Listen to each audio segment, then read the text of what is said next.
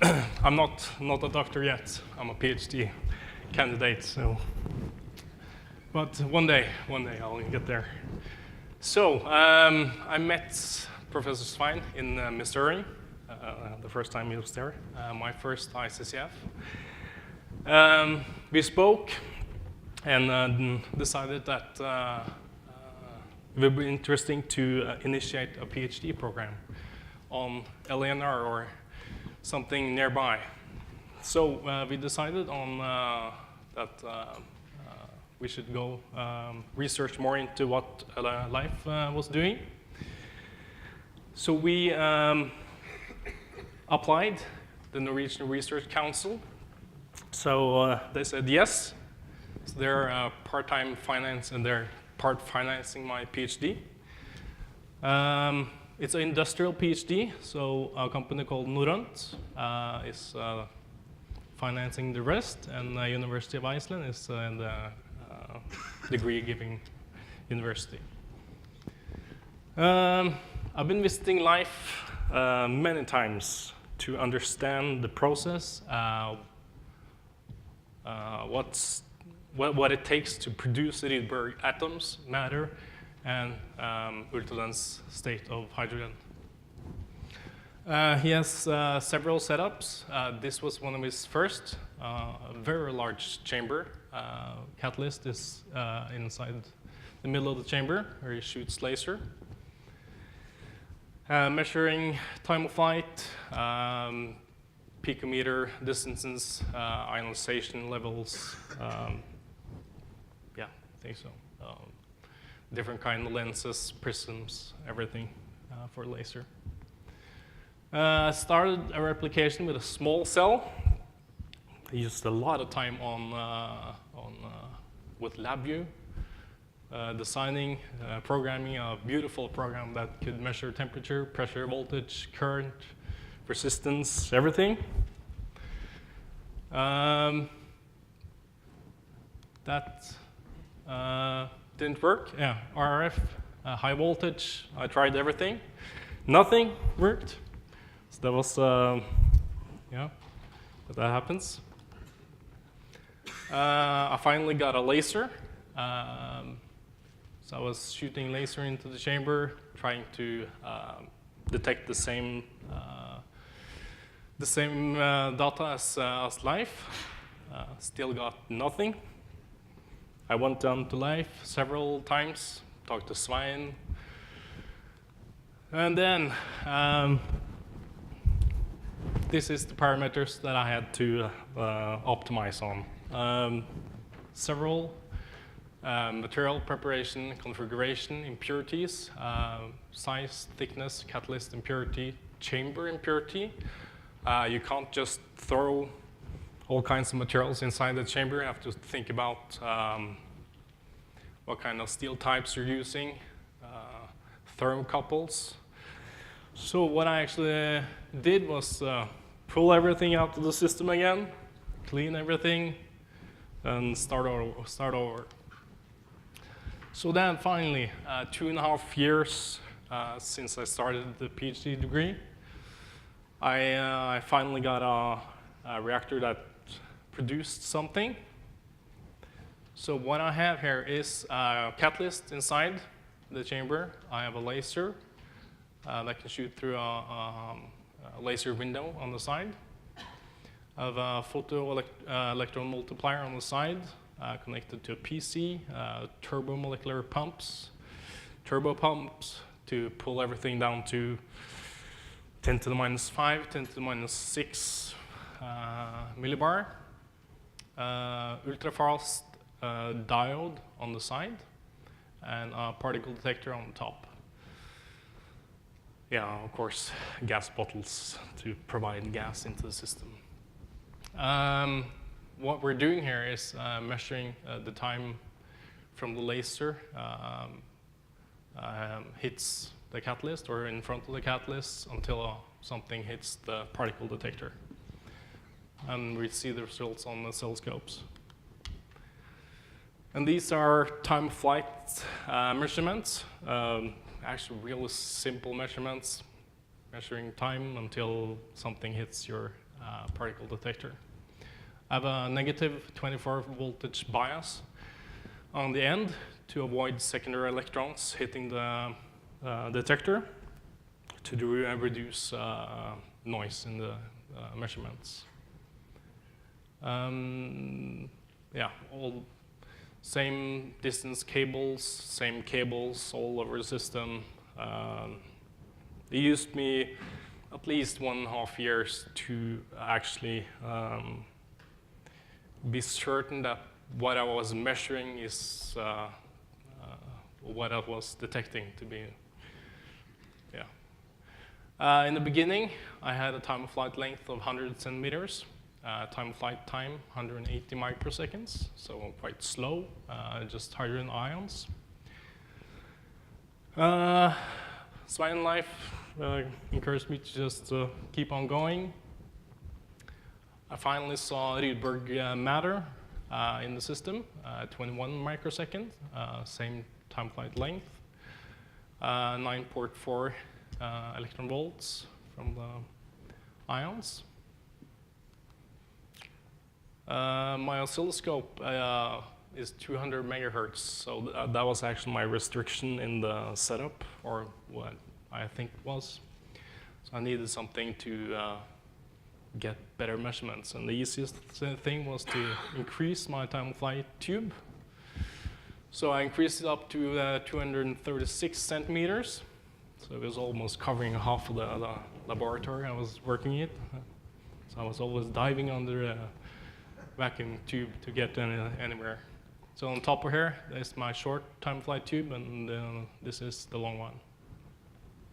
And I have a small neutron detector on the side here.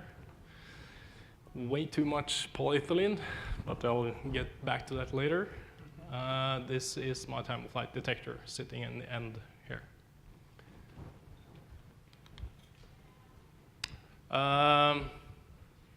I kept on working with the system, catalytic materials inside, and finally I measured a much smaller time of flight time.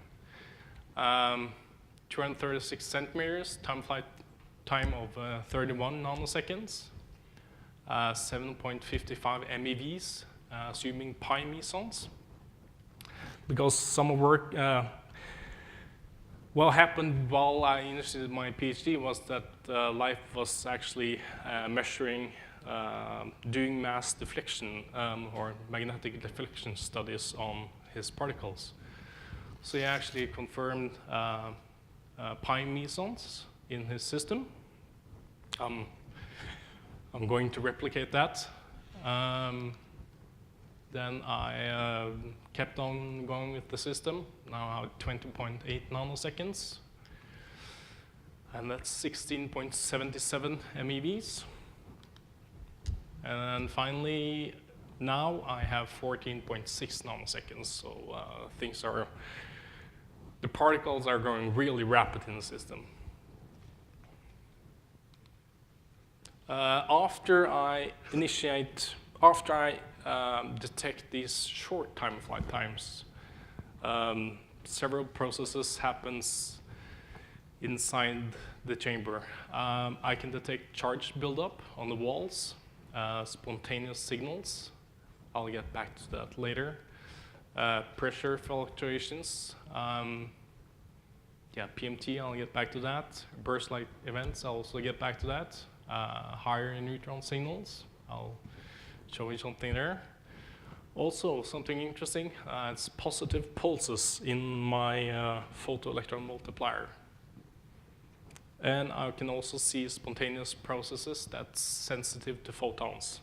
So when I turn on the lights in the laboratory, I can see stuff happen on the photoelectron multipliers.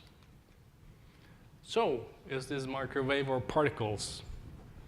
That was Svein's suggestion. So we had to make something to,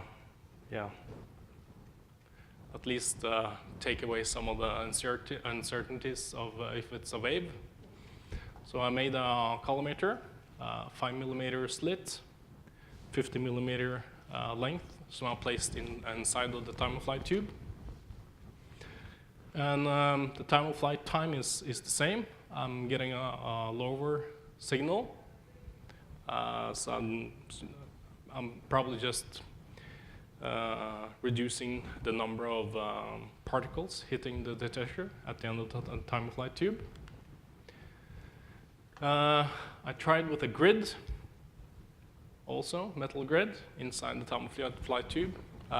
So I had a turnable valve, so I can turn the grid in and out of the beam. And nothing happened with the signal. So it was, the grid didn't affect the beam at all.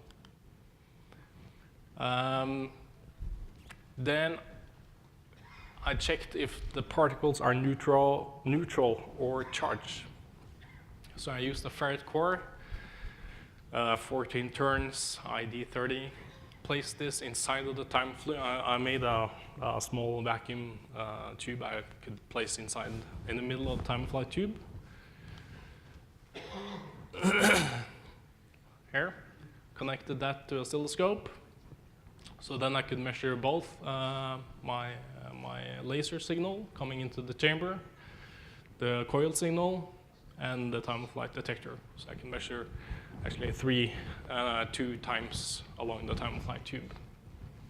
And I'm getting a voltage on the ferrite core. So detecting charged particles going through the coil.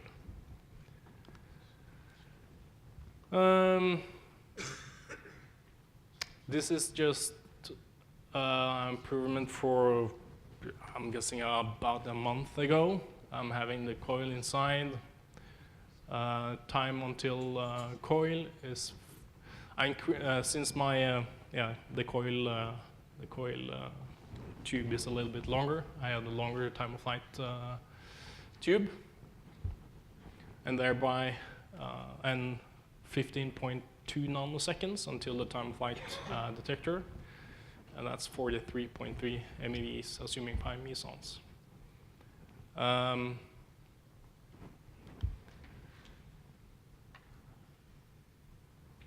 Yeah, and just a even better improvement, 45.6. So it's, yeah, I'm improving the system a little bit at a time. And it's easy to see that the stuff I'm producing comes from the surfaces, because I can pull the surfaces away and the signal goes away totally. And I can lower the materials again and the particles comes back. Leif, he published meson and lepton emission from the processes. So I had to construct a device that could measure something. So I used his, so we use a photoelectron multiplier. So when a light strikes the PMT photomultiplier, it sets off a cascade process, and we can read the pulse height out. So this is Leif's PMT setup for detecting muons. So he has a scintillator in front, aluminum, inside a vacuum tube. So just to avoid light totally from the system. If it's vacuum tight, it's normally light tight. And he got significant results from when he's running determining catalyst inside this chamber, comparing to what the background is. I made the same, in the beginning I used different detectors because I was buying off eBay to get things cheap. That didn't work. I could see something, but it wasn't very good. So I had to use the similar setup as he did, or else it wouldn't be a replication. So I have a PMT, aluminum scintillator, or aluminum foils actually. The whole unit is in light tight enclosure, preamplifier, amplifier, high voltage supplies voltage to the PMT, normally minus 1600 to minus 1700 volts. We're calibrating the spectrum with cesium because they release 512 keV. So we can see how many electron volts we have on each channel in on the energy spectrum. I can see a big difference between background when the system is inactive and when I flow the deuterium into the system. A huge difference. So the light blue is just normal background, and the green one here is what I'm actually detecting when I have deuterium in the system. Just the same. These PMTs, they can detect dark counts. My PMT can detect 300 per second, but that'll result in 150,000 counts. And I'm detecting here 2.1 million counts. So it's far above the dark count. I did a measurement on the PMT far away from the lab and inside, close to the reactor, with different voltages, different amplification gains. And it's quite obvious that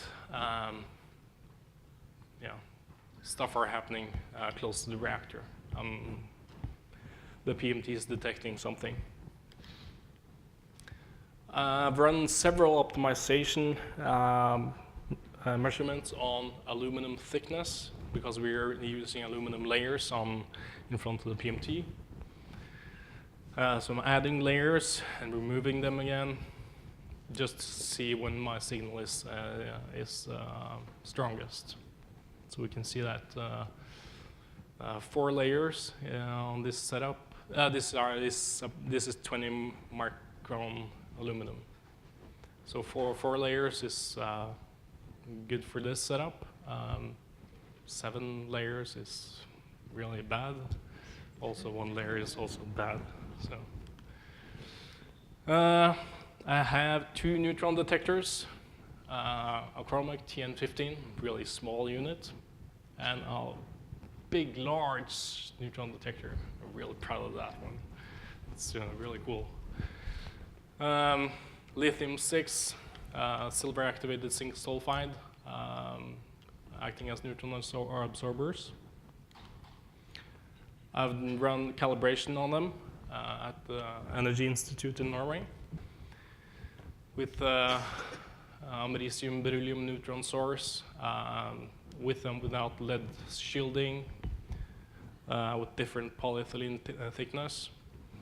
So what I actually have seen, this is about a month ago. So my polyethylene thickness on the large neutron detector and the small one, it was actually wrong. So it was not optimum.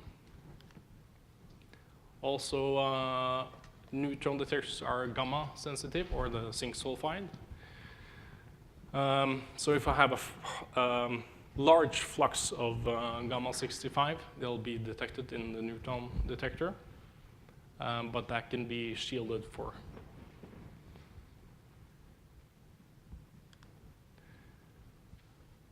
Funny thing, when I was running experiment with laser, I saw a neutron reduction in the system. So my background is everything between 0.49 to 0.50 on the large neutron detector. My system, when it's active, is around 0.65, 0.7 counts per second. I was running laser.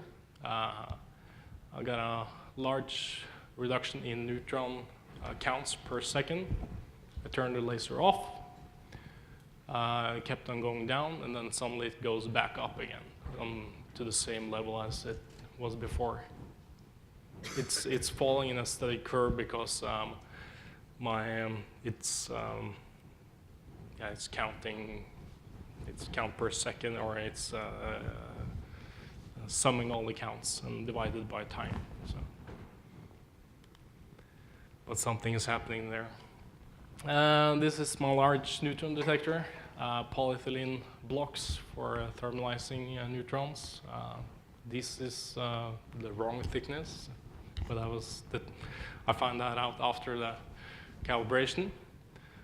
I have a 220 bar 10-liter deuterium bottle lately. Placed besides both of the neutron detectors to see if the particles emitting from the reactor is doing something with the deuterium gas. I've observed 42 counts per second on the neutron detector. I was calling Svein, he was in Sweden, and my dog was telling me to shut everything down. I wanted to keep on going. I won't show that now, but I have to run more measurements and probably publish that. I will publish that. On the PMT, my normal pulse is quite steady. Nothing strange about that. But when I have an active reactor, it's quite a different scenario. It seems like we have burst-like events or something coming really fast together in burst-like events into the PMT. So it's causing, it's almost like 1, 2, 3, 4, 5, 6 particles coming at the same time into the PMT. My amplifier doesn't register this because it integrates. So you probably need a lot better system to detect all these events coming in, or something a lot faster. This wouldn't be so strange, but when I show you the neutron detector doing the same thing, it's other scenario. So the neutron detector was doing the same thing sometimes. Burst of neutron signals coming out. So quite close in time. And also these, normally the signal should be negative all the time, but sometimes when the reactor is active, I'm receiving positive pulses in the PMT also. What this is, I'm not sure of yet. Leif thinks this is positrons, but I don't know. We have to research further to verify or, yeah. I have a new reactor coming up now, improved system. Gonna place more detectors on the system. Mass spectroscopy. I would like to do magnetic deflection on the particles to really confirm that it's pi mesons coming out. I talked to Peter on some detectors also, so maybe it can help. And I'm moving into a larger facility now because my lab is really crowded with thousands of instruments and at least 60 degrees inside. All the pumps are running. So what can produce 45 MeV particles? Svein was talking about it. 3 minutes. Yeah, might be annihilation. If they didn't think cold fusion guys was crazy, maybe they think annihilation guys are crazy.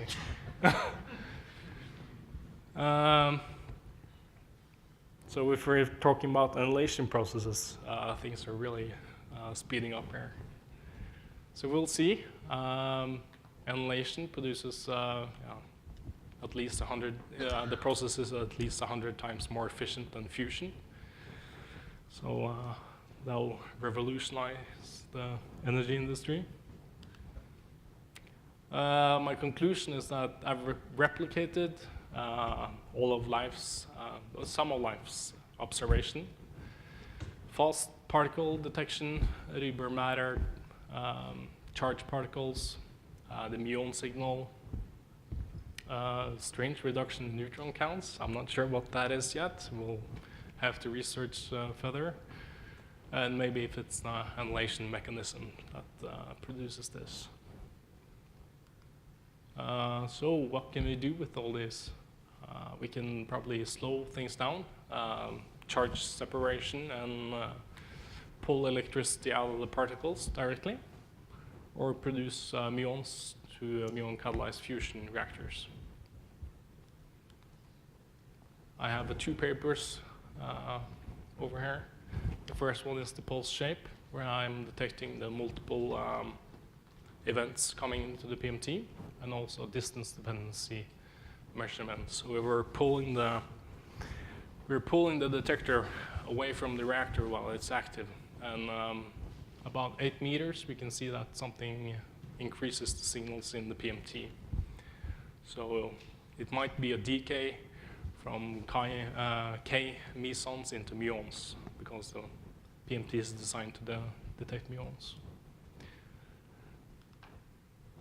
Thank you. Are there questions? Have you thought about putting a cloud chamber in the pathway and your line of flight testing? Oh, yeah, really good question. I have 2 cloud chambers arriving at my door yesterday. So yeah. Did you see positive particles? No, they arrived yesterday. So I'll see on Monday. The other question is, do you have coincident counters to look for annihilations? No, not yet. So that positive and annihilation counters would be good. Yeah, I agree. Could you give us an idea of the efficiency of your large and your small counter, neutron counters? Oh, on the efficiency. How many neutrons can you count? I mean, if you got 100 neutrons coming in, how many will you see? Oh, no, I'm not quite sure yet. Your background data seems quite respectable, and I thought you must have a very good efficiency. Mm. I'll check into that and get our feedback. Mm. Fantastic. Amazing talk. I think it's the biggest thing since cold fusion, really. But the question is, I think you'll like this question, would you like to take credit for the discovery of a new particle? No. No? I'll give that to Svein and Professor Leif, of course. Okay. Well, the comment is, I looked at your data there that you are presenting. Now, your 7.55 MeV pi meson particle looked like a pi meson. But then if you look at your 34 MeV particle as a kaon, and then your 43 MeV particle as an eta meson, then you actually have potentially a new particle at around about the 16.7 MeV, which could potentially be a new particle. So, you know, just a thought, but if it is, congratulations. Thank you. A couple comments. One, this is fantastic. Really like what you've done here. I also like the fact that the university started a program in this field. But the you first have to thank Svein for that one. The first thing is if you got a faster scope, you could have a shorter time of flight. And I wonder how many particles you're losing in the walls of that, and how many secondaries from those walls are contributing confusing signals. Yeah. And you saw that with the multiple counts you had there. The second thing is, if you got to a gigahertz scope, you would have much more resolution, much shorter pipe. Yeah. The other one like is, that. if you take into account the efficiency of your aluminum foil converter plate and scintillator onto the PMT, and compare that to the geometry and the efficiency of your neutron detector, and then take into account the time that you've got there, the time difference between them, provided you've got a good time source. And I would argue with 200 megahertz you don't. But if you have a faster scope, you can then do time coincidence between your neutrons and that. Yeah. Now you have the additional problem though, because you're not detecting fast neutrons directly. I'm familiar with that detector, the zinc sulfide one. Yeah. What you really need is probably a fast scintillator, like an Elgin 309 or something, because then you can correlate in nanoseconds time between the two of them, because they're both fast detectors. Okay, thanks. Thank you. Thank you. Nice talk. Yeah, okay. Good night. Okay.